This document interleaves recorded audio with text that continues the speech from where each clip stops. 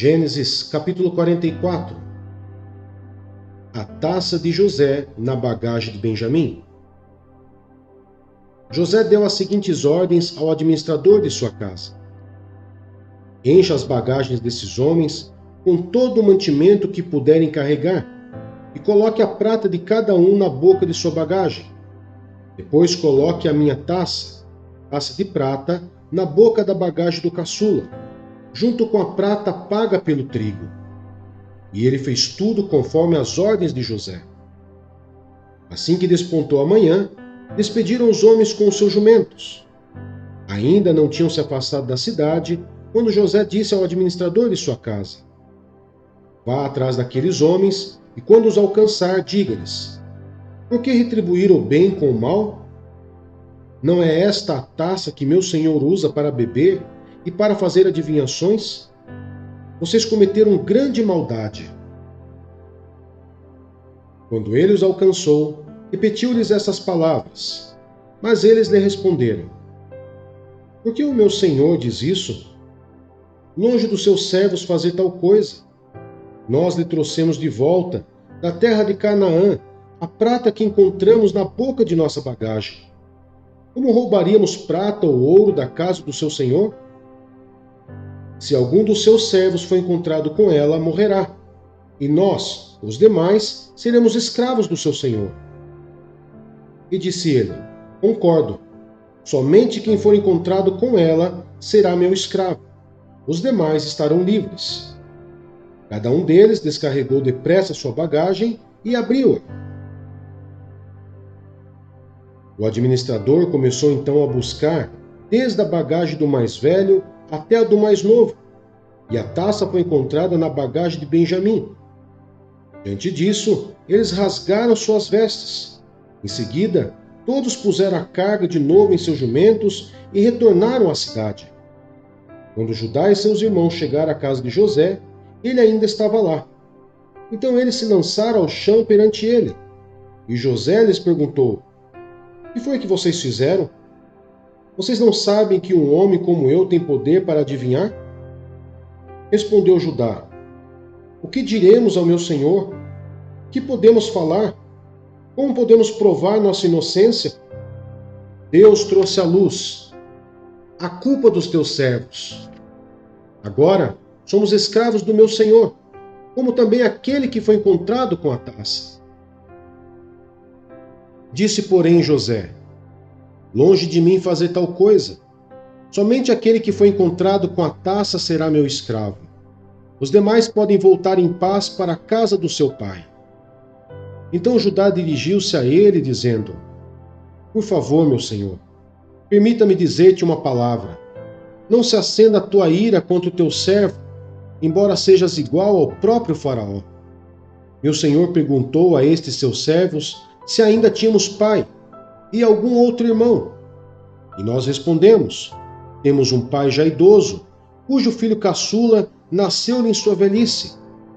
O irmão deste já morreu, e ele é o único filho da mesma mãe que restou. E seu pai o ama muito. Então dissesse a teus servos que o trouxesse a ti, para que os teus olhos pudessem vê-lo. E nós respondemos a meu senhor que o jovem não poderia deixar seu pai, pois caso o fizesse, seu pai morreria. Todavia disseste a teus servos que se o nosso irmão caçula não viesse conosco, nunca mais veríamos a tua face. Quando voltamos a teu servo, a meu pai, contamo-lhes o que o meu senhor tinha dito. Quando nosso pai nos mandou voltar para comprar um pouco mais de comida, nós lhe dissemos: só poderemos voltar para lá se o nosso irmão caçula for conosco, pois não poderemos ver a face daquele homem, a não ser que o nosso irmão caçula esteja conosco. Teu servo, meu pai, nos disse então: vocês sabem que minha mulher me deu apenas 2 filhos. Um deles se foi e eu disse: com certeza foi despedaçado, e até hoje nunca mais o vi.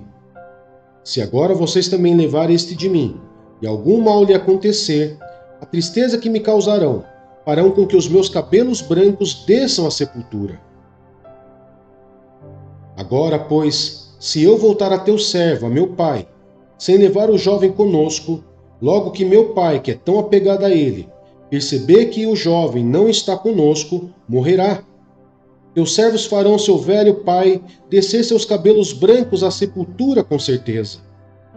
Além disso, teu servo garantiu a segurança do jovem a seu pai, dizendo-lhe: se eu não o trouxer de volta, suportarei essa culpa diante de ti pelo resto da minha vida. Por isso agora te peço, por favor, deixa o teu servo ficar como escravo do meu senhor no lugar do jovem, e permita que ele volte com os seus irmãos. Como poderei eu voltar a meu pai sem levar o jovem comigo?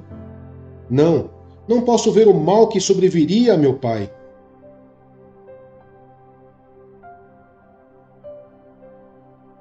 Marcos capítulo 14. Jesus é ungido em Betânia. Faltavam apenas 2 dias para a Páscoa e para a festa dos pães sem fermento. Os chefes dos sacerdotes e os mestres da lei estavam procurando um meio de flagrar Jesus em algum erro e matá-lo. Mas diziam: não durante a festa, para que não haja tumulto entre o povo. Estando Jesus em Betânia, reclinado à mesa da casa de um homem conhecido como Simão, o leproso, aproximou-se dele certa mulher com um frasco de alabastro, contendo um perfume muito caro, feito de nardo puro.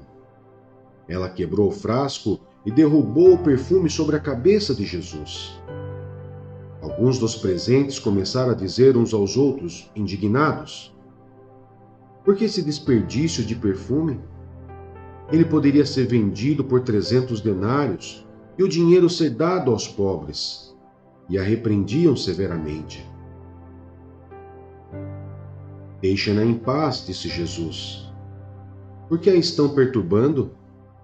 Ela praticou uma boa ação para comigo, pois os pobres vocês sempre terão com vocês, e poderão ajudá-los sempre que o desejarem. Mas a mim vocês nem sempre terão. Ela fez o que pôde, derramou o perfume em meu corpo antecipadamente, preparando-o para o sepultamento. Eu lhes asseguro que onde quer que o Evangelho for anunciado, em todo o mundo, também o que ela fez será contado em sua memória. Então Judas Iscariotes, um dos 12, dirigiu-se ao chefe dos sacerdotes a fim de lhes entregar Jesus. A proposta muito os alegrou e lhe prometeram dinheiro. Assim, ele procurava uma oportunidade para entregá-lo. A ceia do Senhor. No primeiro dia da festa dos pães sem fermento, quando se costumava sacrificar o cordeiro pascal, os discípulos de Jesus lhe perguntaram: aonde queres que vamos e te preparemos a refeição da Páscoa? Então ele enviou 2 de seus discípulos, dizendo-lhes: entrem na cidade e um homem carregando um pote de água virá ao encontro de vocês. Sigam-no e digam ao dono da casa em que ele entrar: o mestre pergunta: onde é o meu salão de hóspedes, no qual poderei comer a Páscoa com os meus discípulos? Ele lhe mostrará uma ampla sala no andar superior, mobiliada e pronta. Façam ali os preparativos para nós. Os discípulos se retiraram, entraram na cidade e encontraram tudo como Jesus lhes tinha dito, e prepararam a Páscoa. Ao anoitecer, Jesus chegou com os 12. Quando estavam comendo, reclinados à mesa, Jesus disse: digo-lhes que certamente um de vocês me trairá, alguém que está comendo comigo. Eles ficaram tristes e um por um lhe disseram: com certeza não sou eu. Afirmou Jesus: é um dos 12, alguém que come comigo do mesmo prato. O Filho do Homem vai, como está escrito a seu respeito. Mas ai daquele que trai o Filho do Homem. Melhor lhe seria não haver nascido. Enquanto comiam, Jesus tomou o pão, deu graças, partiu-o e o deu aos discípulos, dizendo: tomem, isto é o meu corpo. Em seguida, tomou o cálice, deu graças, ofereceu aos discípulos e todos beberam. E lhes disse: Este é o meu sangue da aliança, que é derramado em favor de muitos. Eu lhes afirmo que não beberei outra vez do fruto da videira, até aquele dia em que beberei o vinho novo no reino de Deus. Depois de terem cantado um hino, saíram para o Monte das Oliveiras.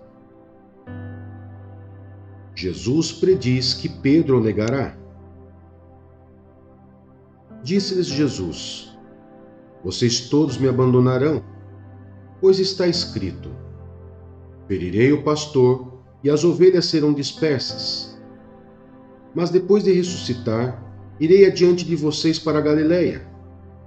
Pedro declarou: Ainda que todos te abandonem, eu não te abandonarei. Respondeu Jesus: Asseguro-lhe que ainda hoje, esta noite, antes que 2 vezes cante o galo, 3 vezes você me negará. Mas Pedro insistia ainda mais: Mesmo que seja preciso que eu morra contigo, nunca te negarei. E todos os outros disseram o mesmo. Jesus no Getsêmane. Então foram para um lugar chamado Getsêmane, e Jesus disse aos seus discípulos: Sentem-se aqui enquanto vou orar.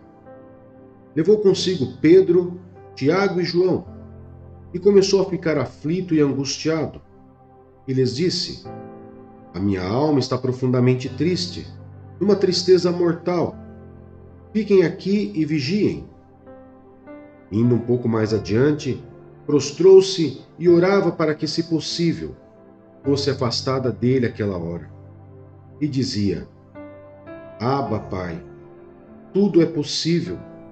Afasta de mim este cálice. Contudo, não seja o que eu quero, mas sim o que tu queres. Então voltou aos seus discípulos e os encontrou dormindo. Simão, disse ele a Pedro, você está dormindo? Não pode vigiar nem por 1 hora? Vigiem e orem, para que não caiam em tentação. O espírito está pronto, mas a carne é fraca. Mais uma vez ele se afastou e orou, repetindo as mesmas palavras. Quando voltou, de novo os encontrou dormindo, porque seus olhos estavam pesados. Eles não sabiam o que lhe dizer. Voltando pela 3ª vez, ele lhes disse: Vocês ainda dormem e descansam? Basta, chegou a hora. Eis que o Filho do Homem está sendo entregue nas mãos dos pecadores. Levantem-se e vamos. Aí vem aquele que me trai. Jesus é preso. Enquanto ele ainda falava, apareceu Judas, um dos 12. Com ele estava uma multidão armada de espadas e varas, enviada pelos chefes dos sacerdotes, mestres da lei e líderes religiosos. O traidor havia combinado um sinal com eles. Aquele a quem eu saudar com um beijo é ele. Prendam-no e levem-no em segurança. Dirigindo-se imediatamente a Jesus, Judas disse: Mestre, e o beijou. Os homens agarraram Jesus e o prenderam. Então, um dos que estava por perto puxou a espada e feriu o servo do sumo sacerdote, decepando-lhe a orelha. Disse Jesus: Estou eu chefiando alguma rebelião para que vocês venham me prender com espadas e varas? Todos os dias eu estive com vocês, ensinando no templo, e vocês não me prenderam. Mas as Escrituras precisam ser cumpridas. Então todos o abandonaram e fugiram. Um jovem, vestindo apenas um lençol de linho, estava seguindo Jesus. Quando tentaram prendê-lo, ele fugiu nu, deixando o lençol para trás. Jesus diante do Sinédrio. Levaram Jesus ao sumo sacerdote, e então se reuniram todos os chefes dos sacerdotes, os líderes religiosos e os mestres da lei. Pedro seguiu de longe até o pátio do sumo sacerdote. Sentando-se ali com os guardas, esquentava-se junto ao fogo. O chefe dos sacerdotes e todo o sinédrio estavam procurando depoimento contra Jesus, para que pudessem condená-lo à morte, mas não encontravam nenhum. Muitos testemunharam falsamente contra ele, mas as declarações deles não eram coerentes. Então se levantaram alguns e declararam falsamente contra ele. Nós ouvimos dizer: destruirei este templo feito por mãos humanas, e em 3 dias construirei outro, não feito por mãos de homens. Mas nem mesmo assim o depoimento deles era coerente. Depois o sumo sacerdote levantou-se diante deles e perguntou a Jesus: você não vai responder à acusação que esses lhe fazem? Mas Jesus permaneceu em silêncio e nada respondeu. Outra vez o sumo sacerdote lhe perguntou: você é o Cristo, o Filho do Deus bendito? Sou, disse Jesus. E vereis o Filho do Homem assentado à direita do Poderoso, vindo com as nuvens do céu. O sumo sacerdote, rasgando as próprias vestes, perguntou: por que precisamos de mais testemunhas? Vocês ouviram a blasfêmia. Que acham? Todos o julgaram digno de morte. Então alguns começaram a cuspir nele. Vendaram-lhe os olhos e, dando-lhe murros, diziam: profetize. E os guardas o levaram, dando-lhe tapas. Pedro nega Jesus.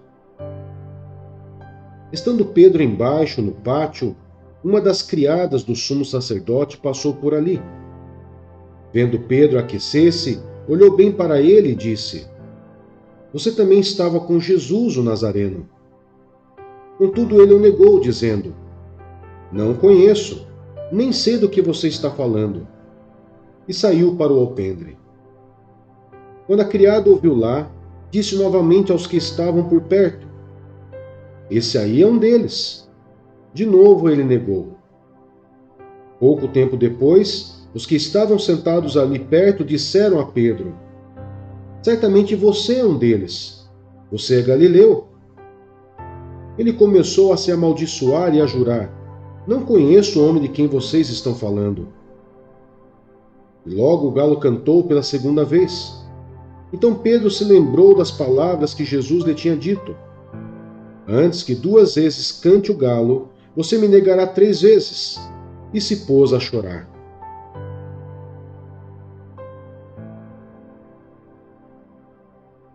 Jó, capítulo 10.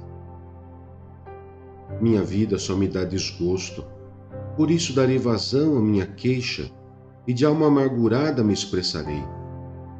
Direi a Deus: não me condenes, revela-me que acusações tens contra mim. Tens prazer em oprimir-me, em rejeitar a obra de tuas mãos, enquanto sorris para o plano dos ímpios? Acaso tens olhos de carne? Enxergas como os mortais? Teus dias são como os de qualquer mortal? Os anos de tua vida são como os do homem? Pois investigas a minha iniquidade e vasculha o meu pecado, embora saibas que não sou culpado e que ninguém pode livrar-me das tuas mãos. Foram as tuas mãos que me formaram e me fizeram. Irás agora voltar-te e destruir-me?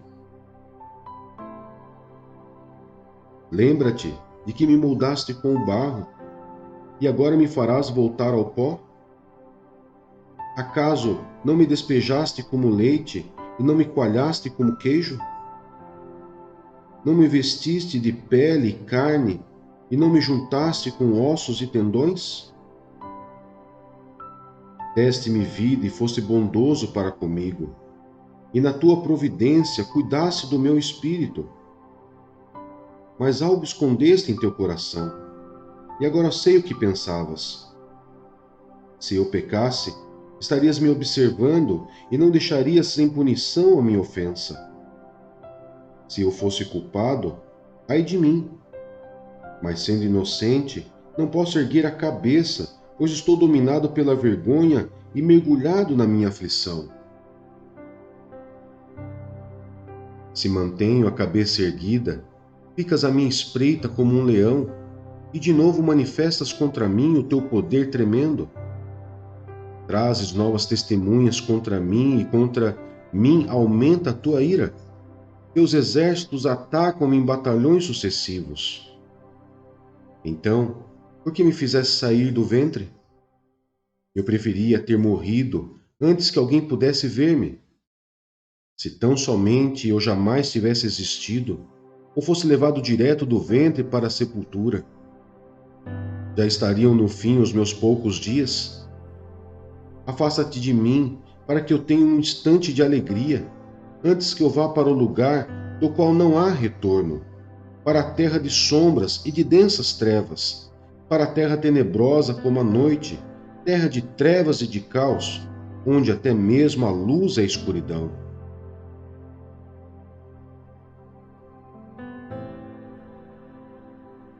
Romanos capítulo 14.